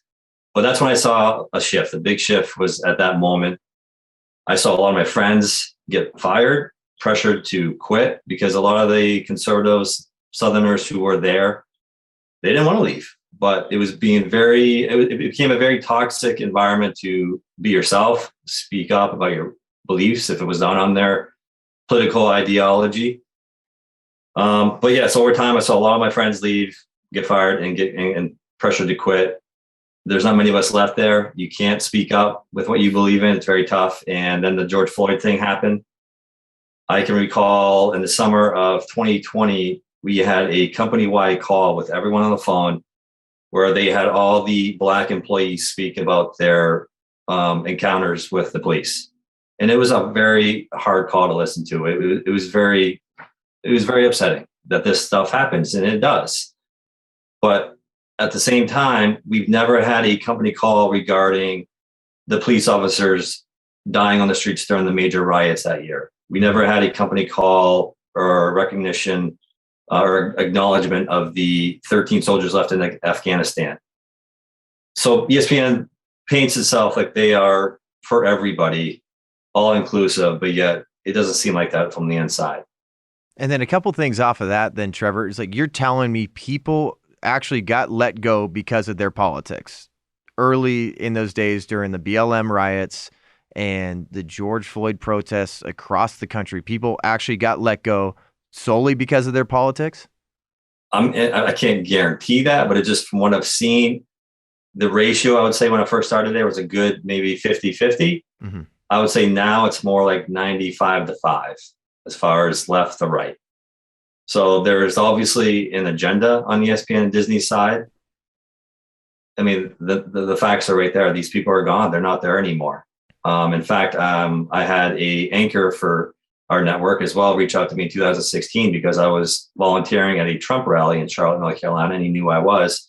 And he reached out to me and asked me if I could get him front row tickets. And I did. I got him front row tickets, but he asked me if I would promise not to speak up or tell people that he had done that. I had to keep it on the hush hush and not discuss it at work. So these things are happening. You have major talent on our network trying to, they're told to be quiet about this and not voice their opinions and beliefs out loud. Yeah, because that's where there's a difference between just silencing people and then actually silencing them and then letting them go. So that's why I bring up this idea of places like ESPN, at least from what I see, it's become an echo chamber for the left. And it's become extremely political. And for me, I'm always just like, if you want to watch politics, go to Fox News, go to Newsmax, if you're on the left, just go to CNN. If you want, or go to MSNBC. You don't want to go to ESPN for that stuff. Obviously, sports has been a great vector for change and given people a great chance to stand up for what is right. But white guilt is not right. And that's why I'm going to bring you in here, RC. It seems like that's a lot of what you guys were trying to display at Project Veritas is this is not about diversity and inclusion. This is about white guilt, and this is about a specific agenda that's aimed to divide people, and it's pushing good people like Trevor and others out. Correct. Sports is supposed to be the great unifier. I've played sports. I think, we've all played some element of sports in our youth. Sports always reminded us, that, you can get with kids from other neighborhoods, other subsects of communities, and you all get together and you're all playing soccer together. So the problem here with ESPN is the additional element of dishonesty. If they wanted to become a quote woke sports network, and if they wanted to become a political sports network, I don't think anyone would have a problem with them coming out with that. However, there's a dishonest element where they're deceiving their own audience. they don't want to say that they're a left-wing political sports network because they know they'd lose shareholders, they'd lose advertisers, they would create a vacuum for other sports franchises to pop up and take their space. So instead, they're playing an element of a game of dishonesty. And I think that is ultimately what got them in trouble here. And that's what's going to continue to get them in trouble in the future. I think they need to issue a statement. They need to clarify this. Because I can tell you we've obtained communications from ESPN, a little bit of breaking news. We've obtained communications from ESPN about their reaction to Project Veritas' story last night. And it doesn't seem that they're willing to be transparent.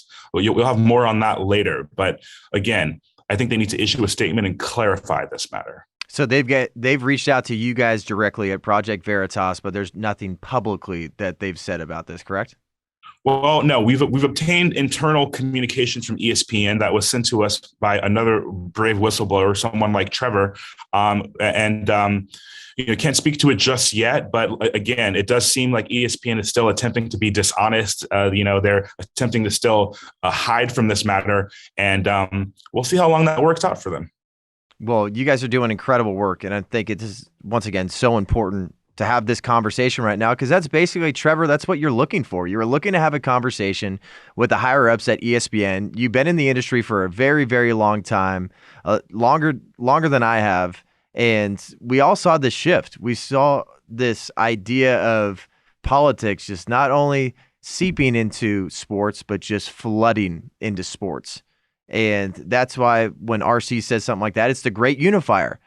Isn't it amazing going to a game or watching something on TV and you're thinking, I don't care these people sitting next to me, who they voted for, what their religion is, what their socioeconomic background is. I just want to be entertained and I want to watch sports. That's it. But tell us a little bit more about your relationship with Alyssa Lang. I know she was a bombshell part of this video, Trevor, talking about how people were complaining that there were 3 white hosts on a broadcast, and she almost felt like people were telling her she shouldn't be there solely because of the color of her skin, nothing about skill set whatsoever. So yeah, Alyssa and I, we struck up a great working relationship at work. And I believe she's on the political right side, the similar beliefs as me. And she was able to feel comfortable to speak to me about those things. And she witnessed a lot of things that I witnessed. She has seen a lot of the racist innuendos, comments being said in the studio. Right before she goes live, these things are happening. And so, again, it breaks my heart that I had to record it. But at that point, ESPN and Disney put my back against the wall. They're making me look like a threat. I had to protect myself, and I had to expose what was happening. So I hope someday she can forgive me. She's a great woman, great worker, and I wish the best for her. But she saw a lot of things that I saw, and I hope she can make a statement on her own as well, attesting to that. But I will go and say that we're in this building, in this industry, because we love sports. Yep. But when you walk in our building, I would say starting 2015, 2016, when the political campaign started getting hot and heavy, let's just, for example, let's just say we have about 1,000 TVs in our building. It's a big building. I would say over half of those have CNN on, or MSNBC, or even Fox News. So you can't, even in our building, you can't escape from the politics as much as you want to.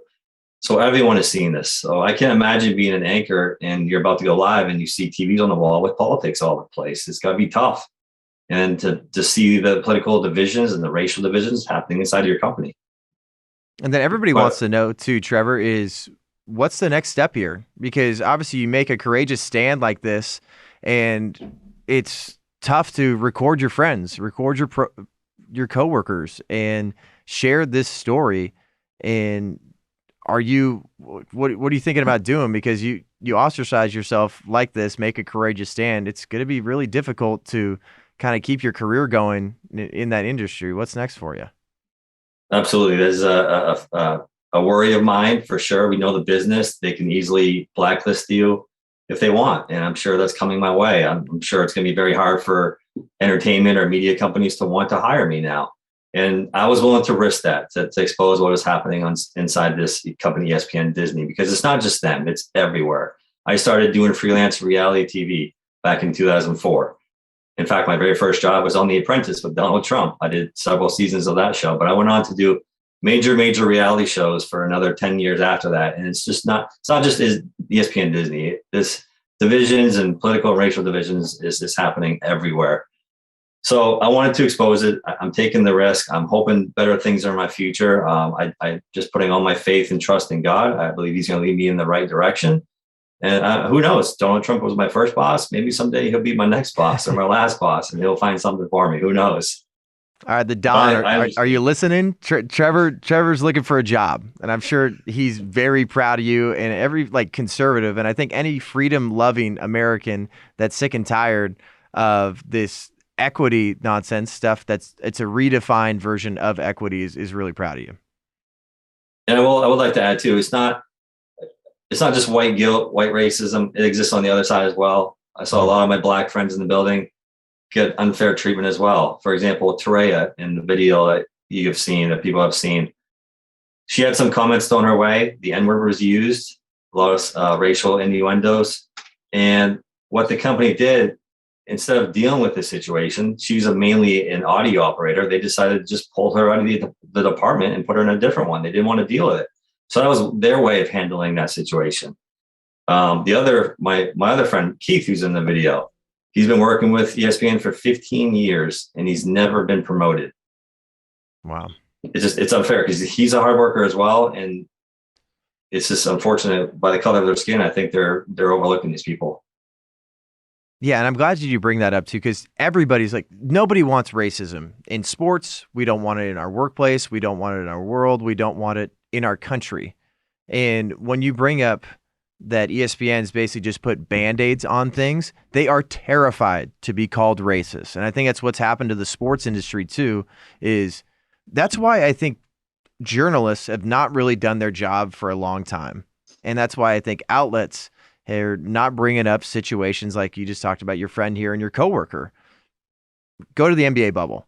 Nobody was asking follow-up questions to any player that took the podium and had something to say about their idea of social justice.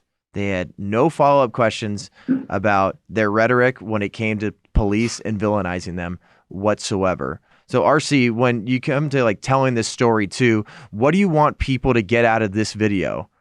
Get out of the courage that Trevor just showed, because you guys have had many whistleblowers that have sacrificed friendships, sacrificed family, and sacrificed their career to share stories that they hope makes change.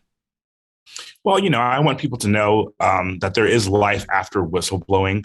For people brave like Trevor, who sacrificed, much of his career in order to bring these issues to the table.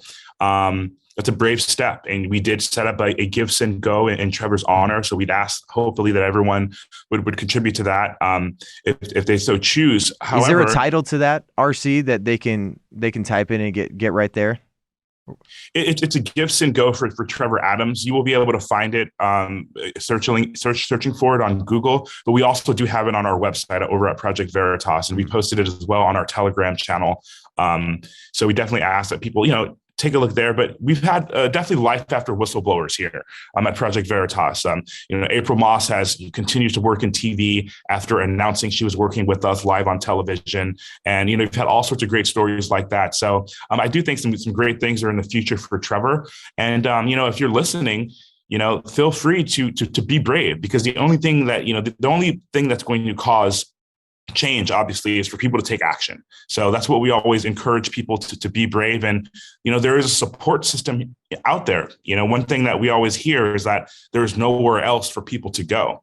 So, we hope that people keep coming to us, and Trevor's bravery actually has caused a few people to come forward to us in the sports industry. Mm-hmm. So it's just a cycle that hopefully can continue.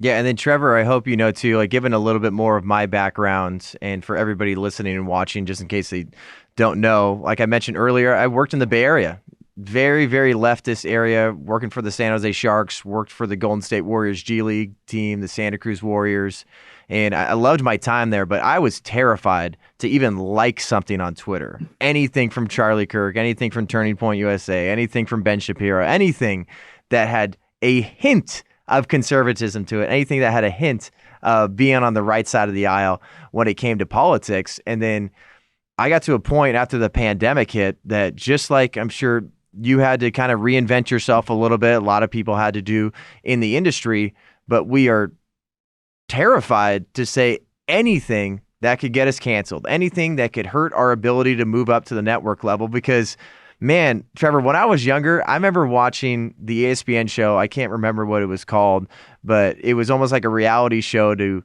try to become an anchor on SportsCenter. That was a dream of mine for a long time. And then I got to this point to where I'm saying, I want to be able to talk about my faith. I want to be able to talk about politics in places that don't really take away from the game or don't really take away from the sports media industry. And then eventually, I mean, I moved out here to Arizona and I got let go from a job I had with Fanatics. For people that don't know, Fanatics is the major merchandiser for all the sports leagues that you have around the country. I went to the gym without a mask, heaven forbid. And I posted a photo. Thank God I live in a place where we can decide for ourselves. Got let go, but there are places to go. I found Turning Point USA and we were able to do the Breakaway podcast. Like, that's my heart behind this whole thing, because you're not going to hear it from these major sports media outlets. They won't have this conversation. They didn't talk to you when you were in the building, and they definitely won't talk to you now. So what are you doing right now, and what do you want people to know, just like RC brought up, that want to talk about what's going on in the world? Just have a discussion without being afraid of getting canceled, without being afraid that this is going to hurt their trajectory, hopefully up to levels like a major outlet like ESPN. Man, that's a tough question, because as we know, Bristol, Connecticut is out in its own land in Connecticut. They're kind of sheltered. They believe what they want to believe. They don't want to give the other side a chance whatsoever. And that kind of bleeds to all their locations around the world. So someone on the inside that's like me with a company like this, I want to say try your best to get the dialogue going inside inside ESPN or the company that you're in. I wish you luck, because it's hard. It's got to be done. Hopefully more people do it. But like you said, like what you did, if it doesn't work, there are other places you can go to get your message out, get it heard. Because that's a good thing about our country. There's a lot of the places we can go if you don't like where you are. But that must have been a tough move for you as well. I mean, from San Francisco, where you've been your whole life, right? Yeah, I mean, it's extremely difficult. And unfortunately, there's a lot of conversations I've had with people, just like you have with people in the industry, talking about, hey, man, I wish I could say this. I wish I could tweet that. I wish I could do an Instagram live about this, but they're terrified. And that is not the America that we should be living in right now. And that's not the sports industry that we want to be involved in. It's difficult, and you obviously take a lot of shots, and I'm sure you're going to continue to get a lot of criticism and a lot of hate. But at the same time, people always have to remember there are so many people out there that are so thankful for people like you, Trevor. They are so thankful for a podcast like Breakaway. We want to continue to grow and be involved in the conversation for people to feel like, wow, that's what I'm thinking about the sports industry right now. I'm glad that people are finally courageous enough and have a platform to say these things. I don't feel like a victim at all. And I'm sure you feel the same way, Trevor. This is not about a victimization thing, like, hey, it feels so bad for me because I voted this way and they didn't like it and they let me go. You're telling people that there is a light at the end of the tunnel, and speaking up is absolutely worth it. And I think that's what people need to remember in the sports media industry. It's going to be hard, but it's 100% worth it to stand on truth rather than to be silent and not stand on anything at all. Absolutely. Because as people saw, when they were approached with an issue, they turned it around on the person and then started investigating them, which was me. And I don't see myself as a victim. I feel honored and blessed that be in this situation to expose this, because what happened to me can happen to you. And I'm going to plug in James's latest book and one of his famous quotes, his book Muckraker. There's a point where he talks about, and I may mess this up word by word, but when you stop believing what people care about you, you can move on. It's freeing. It's like a whole other sense of freedom that you get once you stop caring what they say or think about you. You can move on, and then you start really living your life and speaking up. And then a few more questions for you guys before we let you go. RC, once again, can you tell people what the next steps are for Project Veritas? And obviously you're releasing some inside information about this whole diversity and inclusion meetings that they're trying to put on and workshops. What are you going to do to make sure that Trevor's story is told and that you guys expose ESPN for the nonsense that they're pushing? Well, obviously we're heavily censored on big tech, and our ESPN video that we did publish last night was given a sensitive filter on Twitter. It has not been taken down yet. However, we're going to continue with our reporting. We're going to continue reporting the things that the big, powerful companies like ESPN don't want the public to know. So we're going to report on their training, what goes on inside of ESPN, the things that they attempt to train their employees on, and how that may or may not contribute to some of the toxicity we've seen in yesterday's video. And then we may or may not be, we're going to continue on this beat. I can tell you some of our reporters have had interactions with ESPN on-air talent, and, we may be publishing some of that soon. So, definitely stay tuned to Project Veritas. And again, if you're a whistleblower, if you're thinking that, you'd like to be sitting where Trevor is and you'd like to be brave and you don't care what people think, you can always contact Project Veritas at veritastips@protonmail.com. And then final question here for you, Trevor. What do you think people's breaking point should be? And explain a little bit more of what your breaking point was to finally feel like you could speak up about this, and not only speak up, but partner with someone like Project Veritas to make sure that this is seen and heard nationwide and worldwide. So yeah, for several years of just witnessing the company sweep things under the rug, not be able to do anything about these things or want to do anything about these things, it made it difficult to go to work every single day. Then with a political environment and George Floyd and the protests and everything, they really doubled down to really censor and quiet conservatives down inside their business. So when I get to the point where I can't even speak, I can't be myself at my job, that's when I knew that I have to do something. That was my breaking point. And I'm so glad I reached out to Project Veritas to get this story out there. All right, I lied. I got one more question for you, Trevor. What would you tell people that are in the building of ESPN right now that are aligned with you? I know we've touched on this a little bit during this podcast, but if you're able to just right now broadcast kind of if you just had like a national address here for everybody at ESPN, anybody at corporations, whether it's in sports industry or not, what would you tell them if they're feeling the same way that you are? How would you encourage them, and what would you tell them right here, right now? I would say, look, everyone, the time is now to start making change. You have to speak up. We can't just keep blending in because nothing's going to get better. Now is the time to speak up. I kind of gave everyone an opportunity with my email and now this video to come forward, because the blowback is going to come back on me at the end of the day now at this point. And I'm okay with it. It is what it is. But everyone now has a chance to come forward.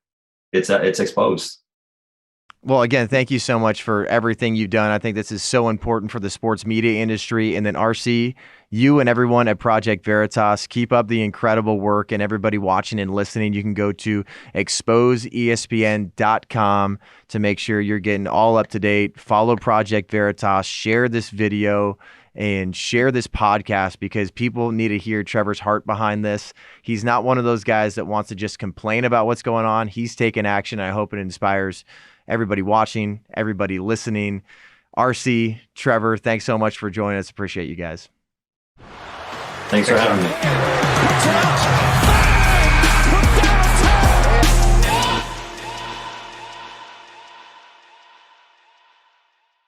How much does the earth cost? I'm gonna buy the entire earth.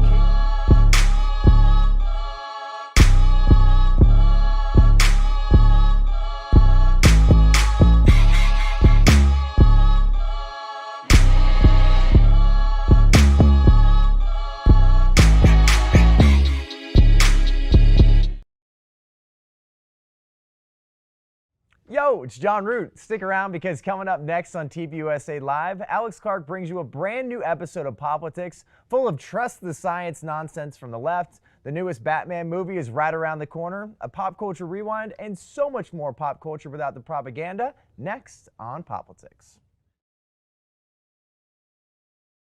My fellow Jamaicans, our nation is in crisis. The Decepticon variant Hobo-19 is still killing fat people. Inflation is destroying our fart jars, and now the Ukraine is being sexually raped. That is why I've asked Congress to order a full-scale attack on Joe Rogan. Not Joe Rogan, the Russian guy. The guy with the shirt. Pootie Tang, man. He's a bad dude. Let's start the show. Today on the Shizzo. Okay, let's go. Why are all these liberal states ditching mask mandates all of a sudden? Is it really because the science changed? Robert Pattinson says his portrayal of Batman will be different than any we've ever seen before. T-Pain calls out Spotify's hypocrisy and the pop culture rewind. I'm Alex Clark, and this is Politics.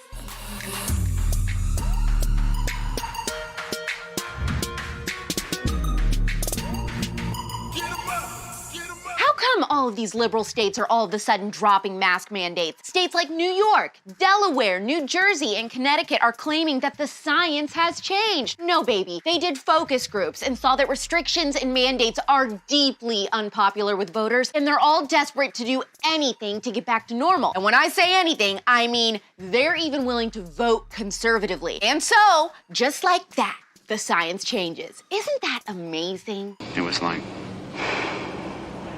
magic.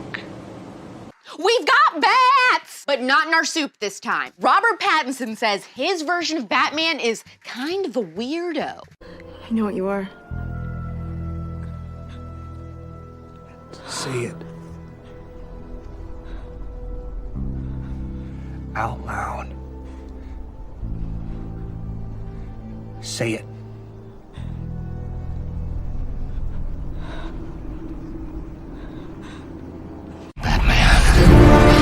According to the New York Post, Pattinson says his portrayal of the character will have somewhat of a nihilistic slant to it and will be completely different from any other actor's portrayal of the superhero we've seen. Do you like my new tiara? Dad, you're a bat. You can't wear that. Pattinson said, normally in all the other movies, Bruce goes away, trains, and returns to Gotham believing in himself, thinking, I'm gonna change things here. But in this, it's sort of implied that he's had a bit of a breakdown. But this thing he's doing, it's not even working.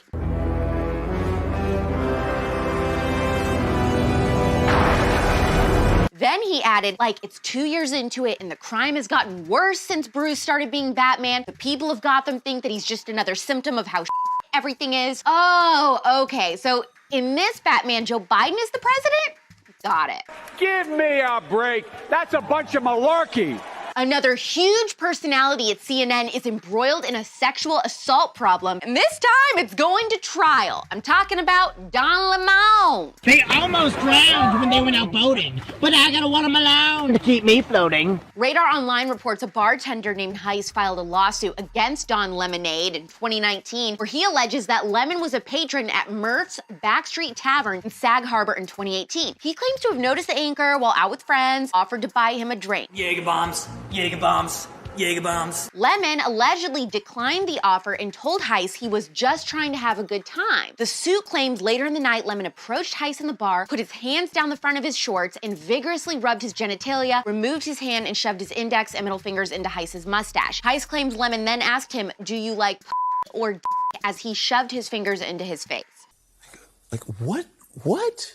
Don says this man has tried to get money from him before and that his whole deal on social media is hating CNN. That's probably not the only reason CNN is hated, but I guess we'll have to wait and see what a jury decides. Hopefully Don doesn't get a juror like Stanley or he's screwed. To get to go sit in an air-conditioned room downtown, judging people while my lunch is paid for, that is the life. Yep, T-Pain was the one who came out and said it. While reacting to the backlash Joe Rogan faced, T-Pain wondered why there was no controversy when rappers would say derogatory things like killing people. The irony is that Rogan is treated like his misinformation is somehow killing people or endangering them, but then these rappers brag about it like it's nothing. I killed Darnell, yeah, I shot him with my 9. I shot him 9 times, 9 p.m. on the dime. And by the way, it was November 9th. He said, if they're gonna take it off, you gotta take it all off. Is it just me or is T-Pain being logical? Without all that auto-tune, the facts seem pretty clear to me. Guys, I don't know what's wrong with my cat. Why does he look like that? What is wrong? Please help! Got a short and sweet pop culture rewind today. Let's take a look at what was trending this week in pop culture history.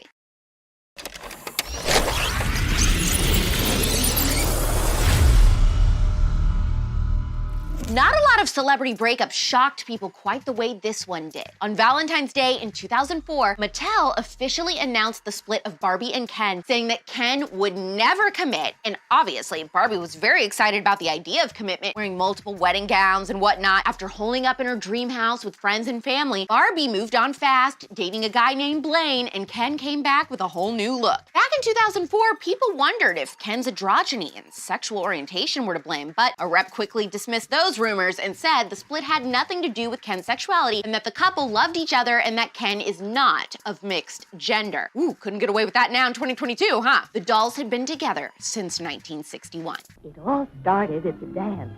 Barbie, the famous teenage fashion model doll by Mattel, felt that this was to be a special night. And then it happened. She met Ken. And somehow she knew that she and Ken would be going together. So now Mattel brings you Ken, Barbie's boyfriend, with a complete wardrobe of perfectly tailored clothes of unmatched quality. Now Ken and Barbie meet for lunch at school, go to fraternity parties, and just relax together. Think of the fun you'll have taking Barbie and Ken on dates, dressing each one just right. You'll find Ken wherever toys are sold. Look for this special tag that tells you he's the genuine Ken.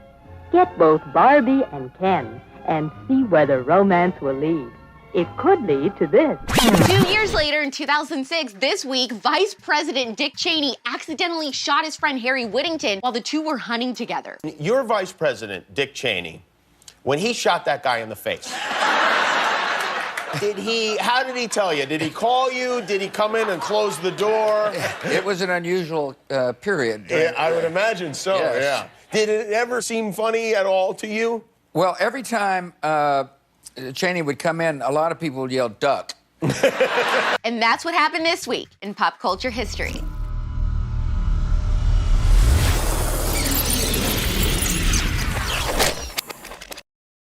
In honor of Valentine's Day, our next guest on The Spillover will be talking all about sexy time and dating and marriage. And this is going to be an adult content episode. You will love it. And if you are in the Cute Conservatives Facebook group, you actually may have even more of a hint of what the format of this episode will be like than you think. You'll find out who the guest is tonight at 9 p.m. Eastern right here on Politics, and at midnight Eastern, 9 p.m. Pacific, that's when the episode will drop. Don't forget to heart this episode. What do you think about all these liberal cities suddenly saying, oh yeah, mask mandates, we're done with those? Also, how do you feel about the new Batman movie? Tell me if you think T-Pain is making some sense.